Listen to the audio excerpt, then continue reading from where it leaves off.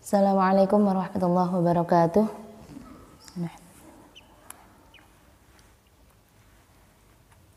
Al-Fatihah.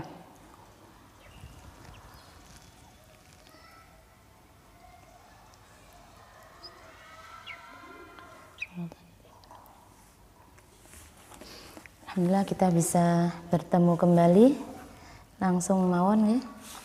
Kita akan sambung ngaji hadis yang ke-50, masih dalam bab bahwa tuntutan untuk saling menghargai, menghormati dan lain sebagainya antara suami dan istri.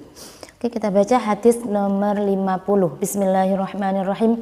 An Abi Dzarrin radhiyallahu anhu anna nasan sak temene menungso seseorang min ashabin nabi saking sahabat Nabi sallallahu alaihi wasallam iku qalu berkata siapa nas lin nabiyyi maring Nabi sallallahu alaihi wasallam, ya Rasulullah, wahai Rasulullah, dhahaba wis membawa siapa ahlud dusuri, orang-orang yang mempunyai harta, orang-orang kaya, bil ujuri kelawan pahala, yusalluna podo salat sapa ahlud dusur kama nusolli kaya dene salat sapa kita, seperti sebagaimana kita salat. Wa yasumuna dan puasa siapa ahlud dusur, orang-orang yang kaya, kama nasumu sebagaimana kita berpuasa. Wa yatasaddaquna dan podo bersedekah siapa ahlud dusur bifuduli amwalihim kelawan kelebihan hartanya ahlud dusur. Qala dawuh sapa Nabi, awalaisa qad ja'alallahu lakum ma tasaddaqun.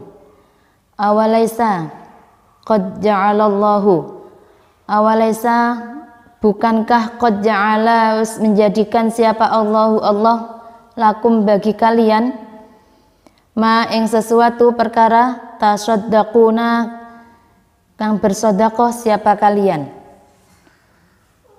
Inna bikulli tasbihatin sak temene iku kelawan setiap tasbih apa sedekatan sedekah, wa kulli takbiratin dan setiap takbir sedekatun sedekah juga, wa kulli tahmidatin dan di setiap tahmid hamdalah sedekatun sedekah juga, wa kulli tahlilatin dan setiap tahlil la ilaha illallah sedekatun sedekah, wa amrun dan mengajak bil ma'ruf kepada kebaikan sedekatun juga sedekah, wa nahyun dan mencegah melarang an mungkarin dari kemungkaran sedekatun juga merupakan sedekah. Wa fi bud'i ahadikum lan ing dalem ngumpuli salah satu dari kalian, jima atau mengumpuli dari kalian sedekatun juga sedekah. Qalu menjawab siapa nasun min ashabin nabi, ya Rasulullah, wahai Rasulullah, ayati apa to datang, adakah ada sapa ahaduna salah satu dari kami syahwatahu ing syahwate ahad, wa yakunu lan ono lahu maring ahad fiha ing dalam syahwat apa ajrun pahala.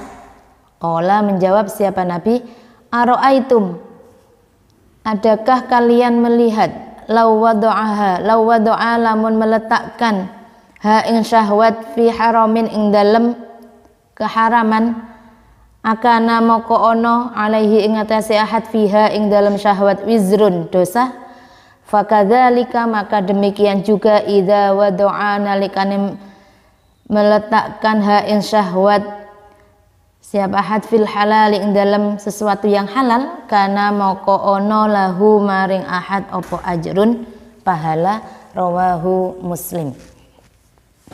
Hadis yang ke-50 diceritakan dari Abu Dzar bahwa sekelompok segolongan dari sahabat Nabi pernah mengadu kepada Nabi, Nabi enak ya orang-orang kaya itu Loh apa? Oh, kenapa? Iyalah, orang kaya itu mereka sholat sama kayak kita yang nggak kaya sholat. Mereka puasa sama kayak kita puasa. Tapi mereka masih bisa bersedekah. Lah seperti kayak kita ini yang duitnya nggak banyak, nggak iso sedekah. Enak mereka itu ya, Nabi ya. Nah gitu. Kata segolongan dari sahabat merasa iri. Kok enak orang kaya, mereka juga sama orang yang miskin sholat sama-sama bisa sholat. Puasa sama-sama bisa puasa, tapi kalau orang yang kaya bisa sedekah, kalau orang miskin nggak bisa sedekah. Itu yang diwadulkan. Enak nggih Nabi sing dadi wong sugih gitu. Yang diirini kepada orang kaya karena mereka bisa bersedekah. Ya, jangan seperti kebanyakan sekarang iri sama orang kaya, bukan iri karena mereka bisa bersedekah, tapi iri karena enak ya koncoku iku jilbabe lho regane 100.000. Aku pingin kayak gitu. Nah sekarang yang diiri ini kayak gitu, bukan iri terhadap sodakonya sama orang yang kayak ya kan. Kadang santri gitu, temennya ada beli jubah, nah, jubah larang api, ya jubah mahal kan bagus ya. Nanti temennya enak ya mbak Iku, soge jubahnya bagus-bagus, tasnya lu ganti-ganti. Kalau pakai kudung merah tasnya juga merah, kayak misalnya gitu. Yang diirikan dari orang kaya itu gitunya kalau sekarang kebanyakan ya. Atau misalnya kalau sudah rumah tangga, oh enak tanggoku iku yo montore apik. Enak tanggoku iku yo TV-ne gede, misalnya kayak gitu. Padahal kalau zaman Nabi orang iri terhadap orang kaya itu bukan kayak gitunya. Iri karena enak mereka bisa bersedekah. Lah kita nggak bisa bersedekah. Itu bedanya ya. Bedanya sahabat Nabi dengan zaman sekarang iri kepada orang kaya, bedanya seperti itu. Nah ketika ini para sahabat mengadu kepada Nabi, kok enak ya gitu, katanya Nabi, loh nggak usah iri, mereka bisa bersedekah, kalian juga bisa bersedekah, kata Nabi seperti itu. Lah gimana Nabi nggak punya duit, gimana mau sedekah? Loh kamu loh bisa sedekah dengan baca tasbih, subhanallah, walhamdulillah, wala ilaha illallah, wallahu akbar, itu semua sedekah kata Nabi. Kamu sering baca tahmid ya sedekah. Kamu sering baca takbir Allahu akbar ya sedekah. Kamu sering baca tahlil la ilaha illallah la ilaha illallah ya sedekah. Bahkan ketika kamu sudah menikah, kamu ngumpuli bojomu itu juga sedekah. Kata Nabi seperti itu. Jadi maksudnya nggak perlu iri. Sedekah itu bisa dilakukan dengan berbagai cara, tidak hanya dengan materi, dengan memberikan uang. Bahkan kamu ngumpuli bojomu loh ya sedekah. Ini sedekah enak kan? Sedekah paling mudah, paling enak gitu. Gitu. Terus kata sahabat, loh, nggih ta Nabi, kumpul jima itu apa juga bisa dianggap sedekah? Kan itu menyalurkan syahwat. Kata sahabat gitu, loh. Iya, menyalurkan syahwat yang itu adalah halal. Itu juga merupakan sedekah. Nah, kata Nabi gitu. Kalau menyalurkan syahwatnya di tempat yang haram, baru itu bukan sedekah. Tapi ketika menyalurkan syahwat di dalam media yang halal, yaitu pernikahan, maka itu adalah sedekah. Kata Nabi gitu. Jadi enak kan?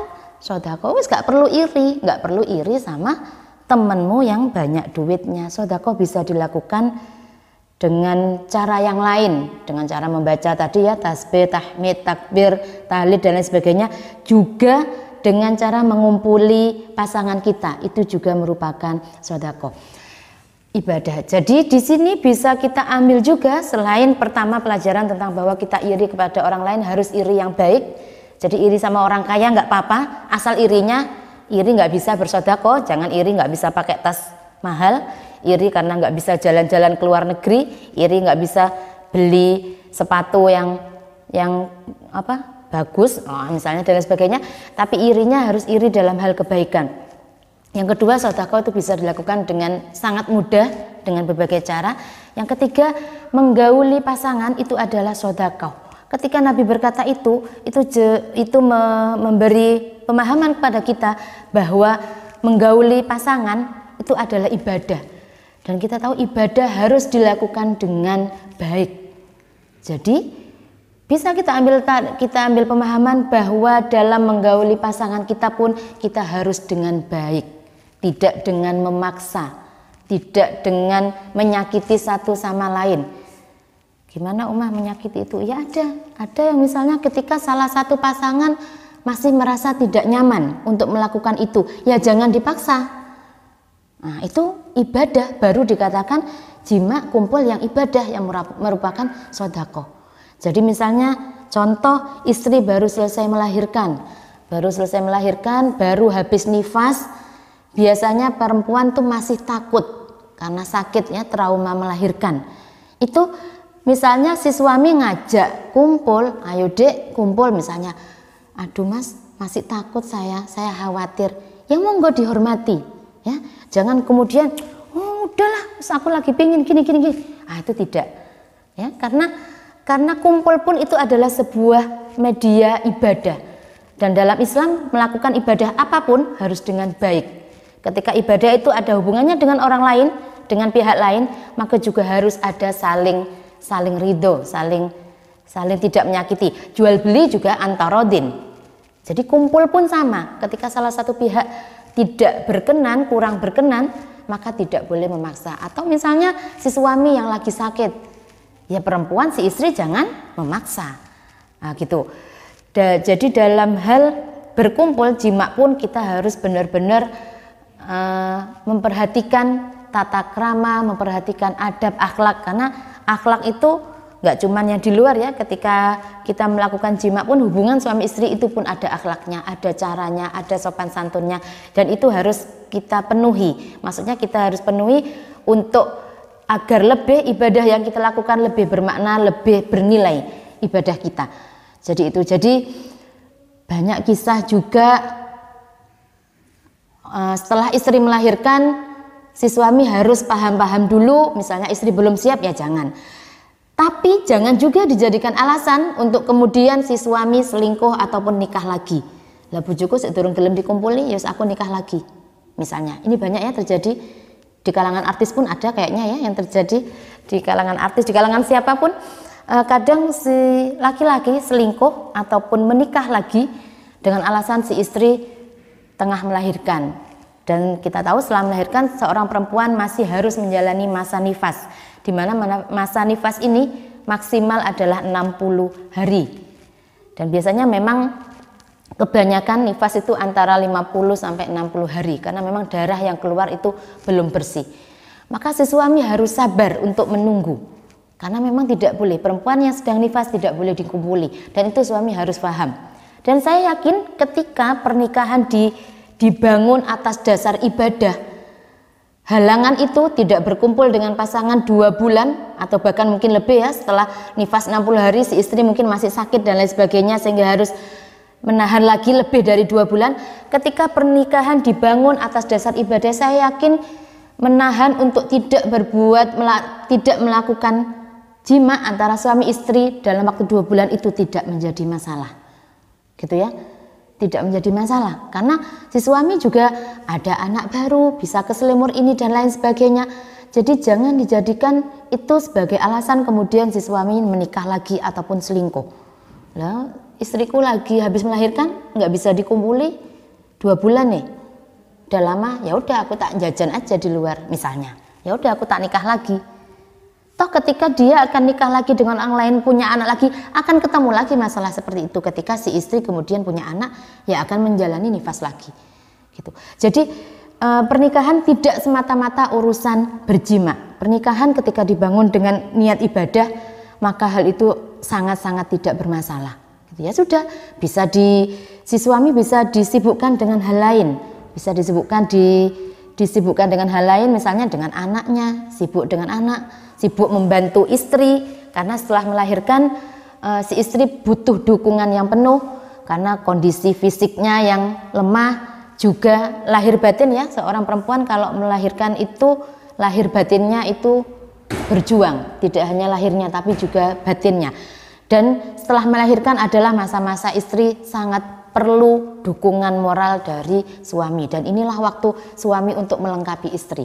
Sekali lagi, karena kan dalam Quran juga suami adalah pakaian istri, istri adalah pakaian suami. Pakaian maksudnya apa? Yang melindungi. Pakaian itu fungsinya apa sih? Melindungi, menutupi aibnya, kan gitu. Fungsinya pakaian itu. Kenapa Al-Quran mengungkapkan dengan libasun? Karena fungsi pakaian itu melindungi, menutup aib. Jadi ketika istri ada aib atau ada kekurangan, suami yang menutupi. Ketika istri butuh apa, suami yang menutupi. Suami ada kekurangan, istri yang menutupi. Suami butuh apa, istri yang melindungi. Nah, itu saling seperti itu.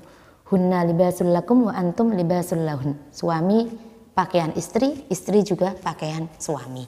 Gitu ya. Jadi konsep kesalingan ini hadis-hadisnya, sedangkan ayat Qur'annya salah satunya jelas ya di ayat itu, hunna libasul lakum wa antum libasul lahun. Jadi memang Quran pun menyatakan seperti itu. Tidak hanya suami yang merupakan pakaian istri, ataupun hanya istri yang merupakan pakaian suami, tapi suami pakaian istri, istri juga pakaian suami. Yang artinya saling menutupi, saling melindungi, saling menghargai. Gitu ya. Itu hadis ke-50. Kita akan sambung hadis berikutnya pada pertemuan yang akan datang. Kurang lebihnya mohon maaf, mudah-mudahan bermanfaat. Assalamualaikum warahmatullahi wabarakatuh.